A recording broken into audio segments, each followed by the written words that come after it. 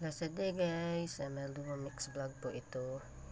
Ayan guys, nakikita nyo po ba kung ano yung nasa may bungad na yan? Ayan, kung familiar po kayo, yan po ay hito. Siya po ay umaakyat na malapit dyan sa may pangpang. Ayan, nag-wonder din po ako kung bakit siya ay umaakyat. Yun po pala ay may nakasalpak na isda sa kanyang bibig. Malaki yung isda na nakasalpak. Ayan, since lumapit po ako at medyo nabulabog po kaya umalis.